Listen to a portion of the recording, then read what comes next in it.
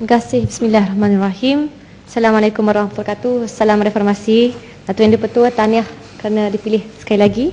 Saya menjunjung kasih titah ucapan Duli Yang Maha Mulia Seri Paduka Baginda Yang di-Pertua Agong sewaktu pembukaan penggal pertama Parlimen ke-13 pada Selasa yang lepas, dan saya bersyukur kerana diberikan peluang untuk terus serta dalam perbahasan titah ucapan ini. Terlebih dahulu, saya ingin merakamkan ucapan terima kasih yang tidak terhingga kepada warga P121 Lembah Pantai yang buat kali keduanya memberikan saya amanah yang cukup besar dan bermakna untuk menjadi wakil rakyat Lembah Pantai di Dewan Yang Mulia ini. Saya petik firman Allah yang bermaksud, hai orang-orang yang beriman, janganlah kamu mengkhianati Allah dan Rasul Muhammad, dan juga janganlah kamu mengkhianati amanat-amanat yang dipercayakan kepadamu sedang kamu mengetahui. Surah Al-Anfal ayat 27. Semoga Allah memberikan taufik hidayah dan kekuatan kepada kita, Datuk Yang di-Pertua, yang terpilih untuk menjalankan tugas dengan baik, amanah, jujur dan cekap. Datuk Yang di-Pertua, perlembagaan teras kenegaraan. Saya menyahut dengan penuh taat setia saranan titah Duli Yang Maha Mulia agar memelihara, melindungi dan mempertahankan perlembagaan persekutuan. Sememangnya perlembagaan berfungsi sebagai teras kenegaraan dan menjadi titik permulaan sebuah negara demokratik. Apabila Yang di-Pertua Agong bertitah mengenai perlembagaan, ia membawa maksud bahawa tujuan atau maqasid perlembagaan menjadi tonggak kepada negara yang tercinta. Hakikat ini harus kita percaya dengan tuntas dan jelas. Sesungguhnya tujuan perlembagaan adalah untuk melahirkan demokrasi tulen dan bukan demokrasi yang palsu. Justru segala usaha untuk mewujudkan titik persefahaman yang disarankan Baginda Yang di-Pertua Agong mahupun pendamaian nasional atau national reconciliation dengan izin yang ditawarkan pengerusi Barisan Nasional mesti dimulakan dengan meluhurkan perlembagaan ke arah memulihkan demokrasi yang wajib bersifat tulen yang menjadi teras legitimasi kerajaan dan kenegaraan kita. Rukun pertama, Datuk Yang di-Pertua, demokrasi tulen adalah pilihan raya yang bersih, bebas dan adil. Rukun kedua, demokrasi tulen adalah mandat majoriti rakyat 51% sebagai suara teramai sistem perwakilan demokrasi, democratic representation yang harus diutamakan. Rukun ketiga, demokrasi tulen adalah menjaminkan prinsip pemisahan kuasa demi kepentingan rakyat, bukannya kepentingan kroni. Jika tiga rukun asas demokrasi tulen ini tidak diwujudkan atau dizahirkan, saya khawatir titah Yang di-Pertua Baginda untuk memelihara, melindungi dan mempertahankan perlembagaan persekutuan akan diingkari oleh Parlimen ke-13 ini. Bukankah ini satu pengkhianatan dan perbuatan yang derhaka? Datuk Yang di-Pertua, pilihan raya bersih asas demokrasi. Rukun pertama yang saya sebut tadi, demokrasi tulen adalah pilihan raya yang bersih, bebas dan adil. Dewan Yang Mulia ini mestilah sedar bahawa mandat majoriti 51% yang diamanahkan kepada Pakatan Rakyat memberikan hak dan kuasa mewakili suara majoriti rakyat Malaysia. Dewan juga sedar dan harus sedar bahawa Pakatan Rakyat adalah wakil sah untuk majoriti rakyat dari segi demokrasi. Kadang-kadang sampai membawa kepada frasa BN hanyalah kerajaan minoriti. Ini bermaksud juga bahawa BN sebagai kerajaan minoriti mestilah mengambil kira secara serius saranan mahupun kehendak rakyat dengan izin the people's will yang majoriti. Mungkin ada yang memperlekehkan kemenangan 51% dengan merujuk kepada keputusan pilihan raya presiden atau negara lain di mana undi popular tidak menentukan pembentukan kerajaan, tapi hakikatnya 51% masih tetap suara majoriti. Bukankah ini petanda sistem pilihan raya yang harus wajar diperbaiki agar jurang serta kontradiksi ini dihapuskan? Apakah kehendak rakyat atau the people's will sekarang? Kehendak rakyat menuntut agar sistem pilihan raya yang nyata gagal dan pincang, termasuklah menerusi petition. Begitu banyak petition dibawa oleh Barisan Nasional, termasuk di Lembah Pantai, mesti dipulihkan dengan melaksanakan pemulihan segera di bawah satu jawatan kuasa Parlimen dengan pimpinan SPR, Suruhanjaya Pilihan Raya Malaysia, yang baru dan juga kredibel. Ini bermaksud kehendak rakyat melihat pilihan raya umum ke-13 sebagai pilihan raya umum transisi yang benar-benar mewujudkan kerajaan minoriti sementara sebelum diadakan pilihan raya umum yang baru benar-benar bersih, bebas dan adil. Rakyat tahu, Tuan Petua, bahawa 5 tahun diberikan pada SPR. Biasa habiskan ayat saya dulu, habiskan dulu. Bagi saya, bagi laluan lepas ni, saya nak habiskan ayat saya dulu. Rakyat tahu bahawa 5 tahun telah diberikan kepada SPR untuk membuat penambahbaikan sistem pilihan raya. Kita bincang, kita bahas dalam Dewan Yang Mulia ini.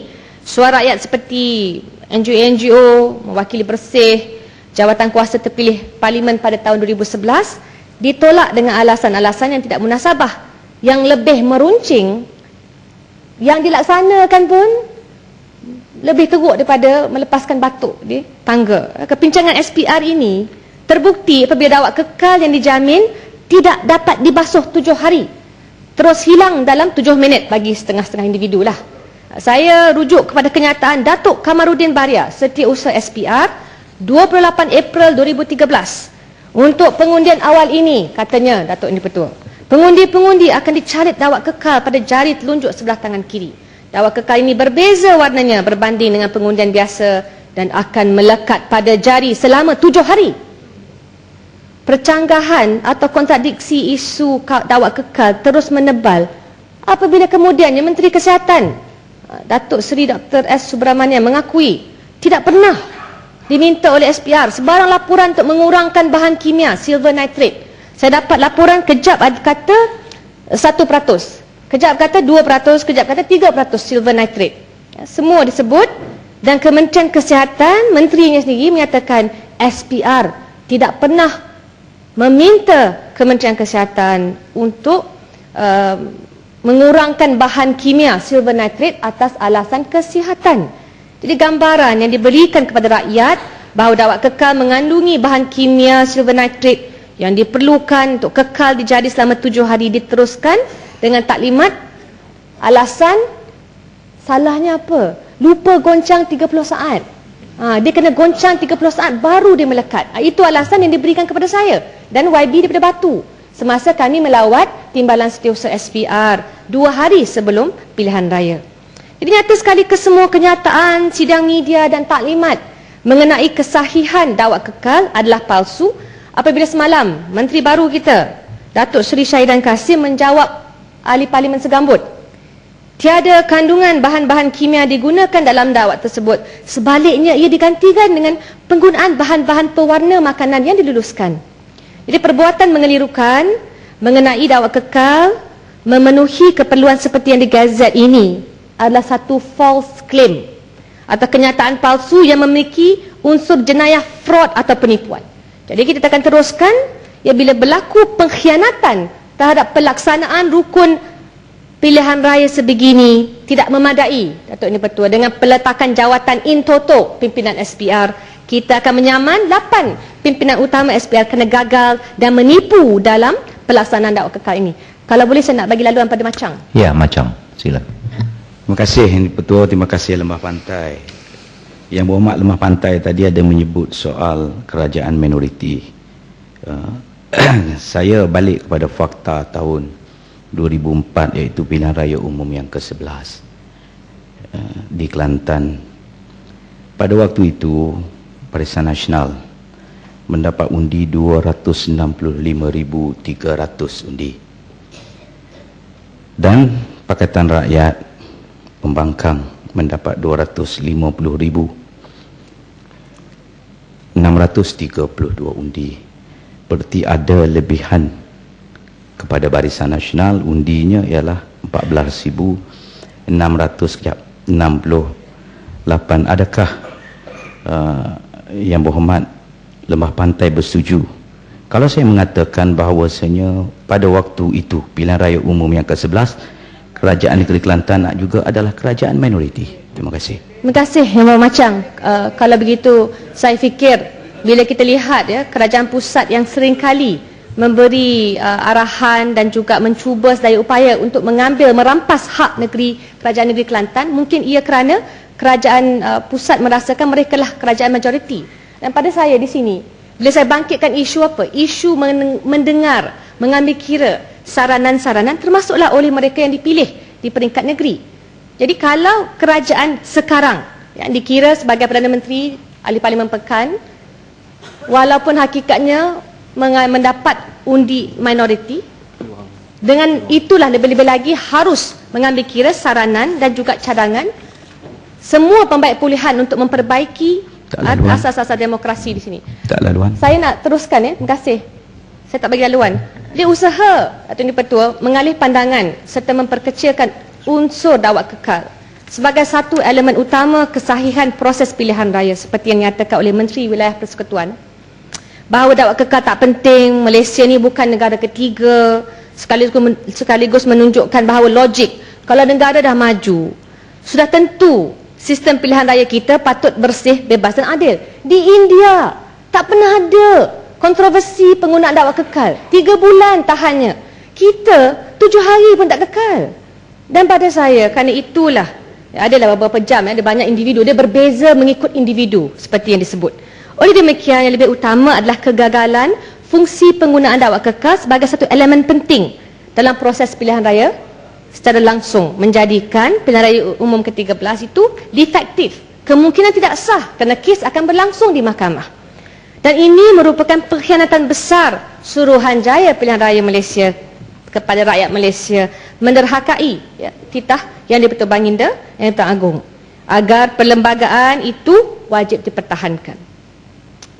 Sekiranya keputusan mahkamah seperti yang saya sebutkan tadi membuktikan perkara demikian, bahawa pimpinan SPR memperdayakan rakyat dan negara dalam pelaksanaan dakwat kekal, makanya kita tak mungkin dapat ketepikan sebuah deklarasi dibuat kepada Duli Hama Mulia untuk memastikan satu pilihan raya umum, kalau pun di Kuala Besut Kuala Besut perlulah hanya dilaksanakan bila ada pimpinan SPR yang baru dan kredibel. Kalau nak teruskan dengan dakwat botol yang sama, dengan pimpinan yang sama, pada saya tak boleh kita terima pakai. Kes ini akan memberi satu gambaran bagaimana kita mahu mara ke depan dengan menggunakan sistem pembaik pulihan yang terbaik. Datuk Yang di-Pertua, kerana itulah pada saya kita sebut mandat majoriti rakyat kuasa sah demokrasi. Rukun kedua demokrasi tulen adalah mandat majoriti rakyat 51% sebagai suara teramai dalam sistem perwakilan demokrasi yang harus diutamakan. Adalah tidak bertanggungjawab apabila rakyat diminta menerima keputusan pilihan raya umum yang ke-13 yang diragui. Sedangkan usaha rakyat bersuara mengenai kepincangan pilihan raya umum cuba disekat, diugut 5 patriot yang ditahan dan didakwa dengan akta hasutan, termasuklah ahli parlimen. Kita menyatakan akta hasutan ini bila dilaksanakan dia berpihak. Setengah sahaja yang dikatakan anti kerajaan mendapat tindakan, ditangkap, sementara individu lain yang dekat dengan kerajaan cakaplah apa pun, hinalah sesiapa pun, akhirnya mereka bebas, dibiarkan terus untuk menanam api kebencian. Bila pantai Sepang mohon ni. boleh ya? Sepang, pendek je Sepang, Okey. kalau boleh. Pendek Terima je, kasih. pendek tu. Ni terima kasih Ilmu Pantai, masih Datuk. Ni selalu digunakan hujah oleh pengurusi dan timbalan pusat SPR. Dia kata mereka dilantik oleh Tuan Agong yang di bawah perlembagaan. Jadi mereka kata mereka tak boleh meletak jawatan kerana mereka dilantik oleh Tuan Agong. So menggunakan logik yang sama yang di bawah Perkara 114, kalau sekiranya mereka sendiri telah gagal melaksanakan penyelenggaraan pilihan raya yang adil mengikut undang-undang, antaranya dakwat kekal, tidak kekal, menggunakan logik yang sama, setuju tak bahawa mereka seharus juga meletakkan jawatan demi nak menjaga nama yang Tuan Agong? Setuju tak? Saya setuju sangat. Kerana itu Datuk Yang Di-Pertua tahu saya telah memilih ahli parlimen Sepang menjadi peguam saya dalam beberapa kes yang saya disaman Sebab lambat pantai, minta 30 saat saja. 30 saat, silakan. Terima kasih Tuan Yang Bertuah. Nah, saya perhatikan tadi Kroni juga rakyat nampak. Lembah Pantai ada sebut tentang akta hasutan dan di macam mana akta hasutan digunakan sekarang. Saya teringat baru 2 tahun sahaja Perdana Menteri Pekan, Ahli Pekan telah buat ucapan dan umumkan kepada awam bahawa akta hasutan ini adalah akta yang yang daripada zaman yang dahulu, belongs to another time dengan izin dan tidak yang akan dimansuhkan. Tapi sekarang kita perhatikan apa?